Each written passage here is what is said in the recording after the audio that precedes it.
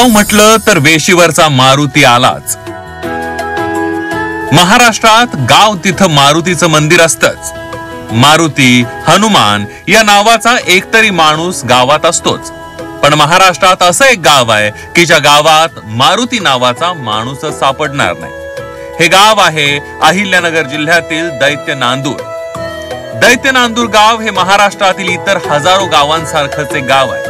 पण या गावाच्या वेशीजवळ तुम्हाला मारुतीचं मंदिर दिसणार नाही। गावात प्रवेश केल्यावर तुम्हाला एक गोष्ट कायम खटकत राहते, या गावात मारुती नावाचा माणूसच नाही। दैत्य नांदूर गावात मारुती आणि हनुमान नावाचा माणूसच सापडत नाही। गावची लोकसंख्या 3,500 एवढी आहे। यातले निम्मे पुरुष धरले तरी त्यापैकी एकाचंही नाव मारुती नाही आहे। बारशाला कुणाचंही नाव मारुती ठेवलंच जात नाही। या गावामध्ये हनुमंतरायाचं कुठलीही वस्तू नाही, गाडी मारुती कंपनीची गाडी नाही, मारुतीचा फोटो कोणाच्याही घरात आढळणार नाही। अक्षरशः मारुती नावाचा माणूस या गावामध्ये एकही आढळत नाही। बाहेर गावावरून जर कोणी मारुती नावाचा माणूस आला तर या गावामध्ये त्यांचं नाव चेंज केलं जातं। बाहेर गावाहून येणारे प्रत्येक ज्या समजा लग्न झाल्यानंतर मुली या ठिकाणी येतात त्या पण मनोभावे दैत्य महाराजाचीच पूजा करतात। आमच्यासाठी कुलदैवत हे फक्त श्री दैत्य महाराजच आहे। या गावातील माणसं सगळ्यांची नावं घेतात, पण त्यांच्या तोंडी कधी मारुती नावाल्याचं कुणाच्याही ऐकिवात नाही। एवढंच नाही तर चुकूनही मारुती स्तोत्र किंवा हनुमान चालीसाही या गावात पठण केली जात नाही। मारुती भक्त नसलेलं हे गाव जगावेगळंच आहे। मारुती नावाची ॲलर्जी एवढ्यापर्यंत नाही तर कार उत्पादक कंपनी असलेल्या मारुती कंपनीची एकही कार या गावात नाहीये। गावातल्या घरांसमोर वेगवेगळ्या कंपनीच्या कार दिसतात, पण कोणत्याही घरासमोर तुम्हाला मारुती कार पार केलेली दिसणार नाही। गावात 100 कार असतील, पण त्या सगळ्या कार मारुती कंपनी वगळून। मारुती कंपनीची कार भारतात कितीही लोकप्रिय असली तरी दैत्य नांदूर गावात मारुती कारवर बंदी असल्यासारखी स्थिती आहे। गावकऱ्याला फुकट दिली तरी कुणीही मारुतीची कार घेणार नाही अशी स्थिती आहे। दुसऱ्या गावातून कुणी मारुती कार गावात आणली तर त्या गाडीत आपोआप बिघाड होतो असा दावा गावकरी करतात। कोणाची गाडीला जरी आली तर गाडी बंद पडते। त्या नावाची गाडी आली ना गाडी सुद्धा चलत नाही, फक्त हेच आहे, बाकी काहीच नाही। मारुती नाव टाळणं इथपर्यंत मर्यादित नाहीये, तर सोयरिकीवरही मारुती नावाचा फरक पडतोय। लग्नाचा मुलगा कितीही शिकलेला असू दे, मोठी सरकारी नोकरी असू दे, घरचा तालेवार असला तरीही मारुती नावाच्या मुलाला या गावातली सोयरीक मिळत नाही। मारुती नाव म्हटल्यावर डायरेक्ट मुलावर फुली पडते हे तुम्ही समजून जा। गावकरी मारुती हनुमान नाव असलेल्या मुलाला आपली मुलगी देत नाहीत। फारच नळ आली तर नावरशीतून मारुती नाव वगळा, दुसरं नाव मिळतं का बघा याचा शोध घेतला जातो। पण मारुती नावाच्या तरुणाला या गावात कुणीही मुलगी देत नाही। महाराष्ट्रातल्या लग्न सोहळ्यात एक परंपरा आहे, नवरीच्या गावात जेव्हा नवरदेव वरात घेऊन जातो तेव्हा तो नवरीच्या गावातील मारुती मंदिरात जातो। निंबा दैत्य नांदूर गावातील नवरदेव जेव्हा वरात घेऊन जातात तेव्हा ते शक्यतो मारुतीच्या मंदिरात जाणं टाळतात। गावात मारुती सोडून दुसरं मंदिर नसेलच तर ते नाईलाजाने मारुती मंदिरात उतरतात असं गावकरी सांगतात। बाहेर गेल्यानंतर समजा आपण विवाहासाठी बाहेर गेल्यानंतर आमचे जे नवरदेव आहेत गावातील मुलं ते हनुमंतरायाच्या मंदिरात जातात, दर्शन घेतात। परंतु या गावात आल्यानंतर, या वेशीच्या आत आल्यानंतर आमच्यासाठी एकमेव कुलदैवत आहे श्री दैत्य महाराज, आणि या देवाची गुढीपाडव्याला खूप मोठी अशी यात्रा असते। मारुती नावाचा नियम गावकरी एवढा काटेकोरपणे पाळतात की सांगता सोय नाही। जेवढं होईल तेवढं मारुती नाव टाळण्याचा प्रयत्न करतात। जावयाचं नाव मारुती नसावं हे गावकऱ्यांच्या हातात आहे, पण कुणाच्या ना कुणाच्या तरी नातेवाईकाचं नाव मारुती असतं। ही अडचणही गावकऱ्यांनी सोडवली आहे। याच्यावरही गावकऱ्यांनी आपल्या पद्धतीनं उपाय शोधून काढलाय। गावकरी गावात मारुती किंवा हनुमान नावाचा पाहुणा आल्यावर त्याचं नावच घेत नाही।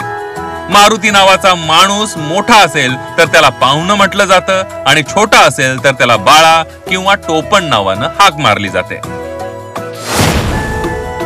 मारुती नावाला गावकरी का घाबरतात असा प्रश्न सगळ्यांनाच पडला असेल। जिथं प्रत्येक गावाच्या वेशीवर मारुतीचं मंदिर आहे, पण दैत्य नांदूर गावात मारुती नाव का नाही बरं? गावकरी मारुती नावाला का घाबरतात असा प्रश्न सगळ्यांनाच पडला असेल। आम्हीही यामागचं कारण शोधून काढण्याचा प्रयत्न केला. संतांची भूमी म्हणून अहिल्यानगर जिल्ह्याची ओळख आहे. शिर्डीचे साईबाबा, शनिशिंगणापूरचे शनिदेव महाराज तर ज्ञानेश्वरांची समाधी असलेली महत्वाची तीर्थक्षेत्रे अहिल्यानगर जिल्ह्यामध्ये आहे. जशी देवाची पूजा केली जाते तशीच दैत्याची सुद्धा या जिल्ह्यामध्ये पूजा केली जाते. अहिल्यानगर जिल्ह्यातील पाथर्डी तालुक्यातील दैत्य नांदूर या गावामध्ये दैत्याची देखील पूजा केली जाते. नेमकं या गावाची आख्यायिका काय आहे हे आता आपण जाणून घेणार आहोत. नांदूर गावचा ग्रामदैवत निंबा दैत्य आहे. राक्षसाला या गावात देव मानलं जातं. दैत्य नांदूर मध्ये मारुती नावावरच्या बंदी मागची कहाणी गावच्या नावातच दडलेली आहे. या गावाचं नाव दैत्य नांदूर असं पडलं ते दैत्य नांदूर नावाच्या राक्षसामुळे. ही कहाणी तुम्हाला थेट पुराणात म्हणजे त्रेतायुगात घेऊन जाते. सीतेचं हरण केल्यानंतर हनुमान सीतेच्या शोधासाठी दंडकारण्यापासून सुरुवात करतात. सीतेचा शोध घेण्यासाठी हनुमान निंबा राक्षसाचं राज्य असलेल्या नांदूर गावात येतात. तिथं त्यांची निंबा दैत्याशी लढाई होते. ही लढाई ज्या ठिकाणी झाली ती टेकडी गावाजवळच असल्याचा दावा गावकरी करतात.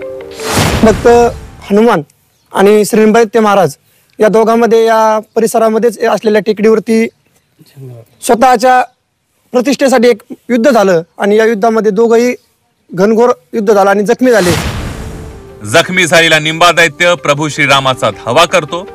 एक दैत्य प्रभू श्रीरामांचा भक्त असल्याचं पाहून हनुमानही आश्चर्यचकित होतात. प्रभू श्रीराम प्रसन्न होऊन निंबा दैत्यासमोर प्रकट होतात.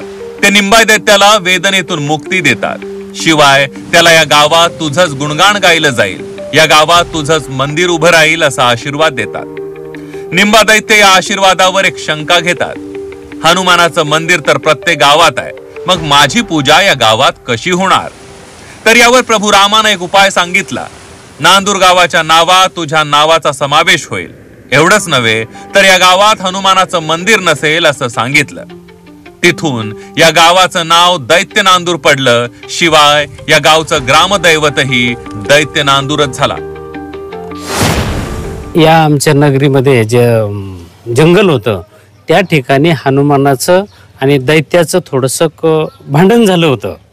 आणि दैत्याला ज्या वेळेला हनुमानाने थोडंसं वरचढपणा दाखवला त्यावेळेला दैत्याने हरे राम म्हणल्यानंतर मारुतीच्या लक्षात आलं की हा पण राम भक्त असावा. आणि मग हे ज्या वेळेला ते रामाकडे गेले त्यावेळेला त्यांचा निष्कर्ष आला आणि रामाने सांगितलं की बाबा हा माझा भक्त आहे, या गावावर फक्त याचाच अधिकार राहील, दुसरा कोणाचाही अधिकार राहणार नाही. कुठलं मारुतीचं कुठलंच काही अधिकार राहणार नाही. दैत्य म्हटलं तर मांसाहाराचा नैवेद्य असा सामान्यांचा समज असतो, पण यालाही निंबा दैत्य महाराज अपवाद आहे. निंबा दैत्याला पुरणपोळीचा नैवेद्य रोज दाखवला जातो. रोज गावातील वेगवेगळ्या घरी नैवेद्य तयार केला जातो. दैत्य म्हटल्यानंतर आपल्याला लगेच लक्षात येतं की मांसाहार, पण हा मांसाहार इथं चालत नाही. दररोजचा असणारा नैवेद्य हा दररोज प्रत्येक घरागणीस असणारा जो नैवेद्य असतो तो फक्त पुरणपोळीचाच चालतो. करू घर रोजच्या एका घरचा निवद आहे पोळ्या पुरणाचा. हा आणि सगळ्याला कटाळा नाही, काही नाही, घरोघर करतात. देवाला निवद दाखवते जाऊन तिथं घरोघर, म्हणजे रोजच्या एका घरी. हा साऱ्या गावाच आहे. माणसाची देवावर श्रद्धा असते, तरी दैत्य नांदूर गावातील प्रत्येक माणसाची या निंबा दैत्यावर श्रद्धा आहे. दैत्य जरी असला तरी त्याची देव म्हणून या गावात पूजा होते. आम्ही निंबा दैत्याचे भक्त आहोत हे गावकरी अभिमानाने सांगतात. की देवावर जेवढी आमच्या श्रद्धा आहे प्रत्येकाची, जे बाहेर आहे गावात असू दे, त्या सगळ्यांचीच तितकी, आणि देवांचं पण त्यासाठी एवढी साथ असते की खूप काही त्याचा अनुभव लोकांना आलेला आहे. गुढीपाडव्याच्या दिवशी गावात निंबा दैत्याची जत्रा भरते. जत्रेच्या दिवशी निंबा दैत्याची गावात पालखी निघते. 2 दिवस हा यात्रोत्सव चालतो. या गावातून लग्न करून नेलेल्या माहेर वाशिणींना यात्रेची ओढ असते. महिला यात्रेसाठी हमखास गावात येतात. मी ढोंडरे गावातील आहे, पण आम्ही दर पाडव्याला यात्रेला इथंच येतो. आमची खूप श्रद्धा आहे देवावर. हा 2-3 दिवसापूर्वी आम्ही उत्सवाने येतो. खूप श्रद्धा आहे आमच्या देवावर. आम्हाला हा नवसाला पावतो. आमची सगळी इच्छा पूर्ण हाच देव करतो. आम्ही तिकडल्या आमच्या गावामध्ये आहे मारुती, पण आम्ही त्या देवाचं काही श्रद्धा नाही. त्या देवावर माझी याच देवावर श्रद्धा आहे माझी लहानपणापासून. निंबा दैत्य हे फक्त हिंदू धर्मियांचं दैवत नाही, गावातील मुस्लिम कुटुंबही दैत्याची पूजा करतात. रोज संध्याकाळी मुस्लिम भाविक मंदिरात हमखास जातातच असं सांगतात. मुस्लिमांच्या घरातही निंबा दैत्याचा नैवेद्य तयार होत असतो. यहाँ दैत्य की पूजा होती है और हम दोनों मुसलमान और ये हम भाई भाई बन के रहते हैं यहाँ पे. और यहाँ पे है क्या सब खेती वाली है, सब खेत में काम करते हैं. शाम में है क्या इधर दर्शन के लिए जाते हैं शाम में. और यहाँ पे अभी गुड़ी पाड़ों की यात्रा है, यात्रा में क्या हमें क्या नैवेद्य बताते हैं. गावकऱ्यांची देवापेक्षा निंबा दैत्यावरच जास्त श्रद्धा असल्याचं ठाई ठाई दिसतंय. बाईच्या दर्शनी भागावर निंबा दैत्य प्रसन्न असं अभिमानानं लिहिलं जात आहे. एवढंच नाही तर गावातल्या प्रत्येक दुकानाच्या पाट्यांवर निंबा दैत्य प्रसन्न असं लिहिलेलं दिसतं. घरावरही निंबा दैत्याचं नाव अभिमानानं लिहिलेलं दिसतं.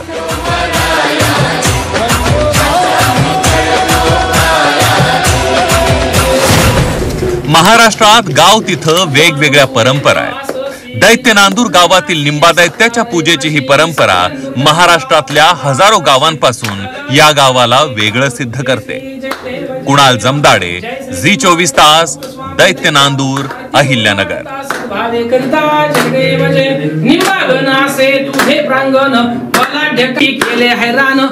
जय देव जय देव जय श्री निंबा दैत्या हो स्वामी दैत्या आरती हो वाणी तास भावे करिता जय देव जय.